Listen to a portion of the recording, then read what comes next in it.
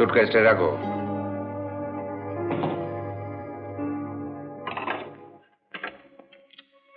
Office যাওনি কেন? একটা কাজ ছিল। হেল উইথ ইউর কাজ।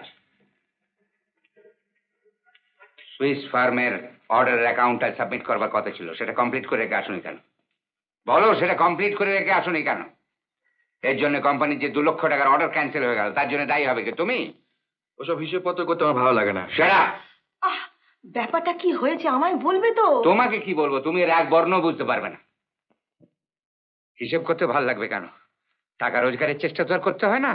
প্রয়োজন মনে করি না, আর টাকা রোজগারটাই জীবনের সব নয়। ও তাই বুঝে এখানে ওখানে ফুর্তি করে বেড়াও, লোকসানটা গায়ে লাগে না।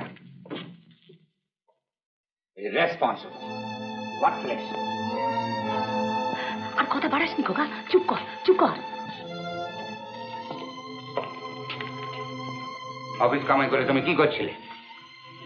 রেকর্ডিং করাচ্ছিলাম। রেকর্ডিং? কিসের রেকর্ডিং? গানের। তুমি গান গাও? হ্যাঁ। স্ট্রেঞ্জ, নিজের কাজ কামাই করে কেউ গান গাইতে পারে এটা আমার জানা ছিল না।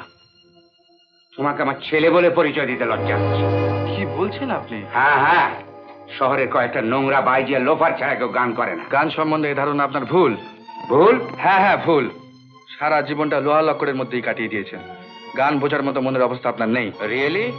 তাই লোহা লক্কড়ওয়ালা মানুষের শেল্টারটি ছেড়ে নিজে কিছু রোজগার করে গান সম্বন্ধে বড় বড় কথা বললে ভালো হয় নাকি?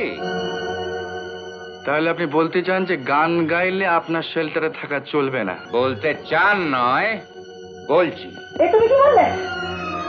বেশ, না শোনা, যাসনি যাসনি। আমার জীবনের সবচেয়ে বড় অপমান। এই অপমান সহ্য করে আমি এখানে থাকতে না পারবো বাবা, লক্ষ্মীকে শুনে যা। খোকা আমার করে যাসনি, যাসনি, যেতে নেই আমার করে, শুনে যা। লক্ষ্মী লক্ষ্মী শোনা যাসনি। খোকা রাগ করছিস? খোকা এই লক্ষ্মী শোন।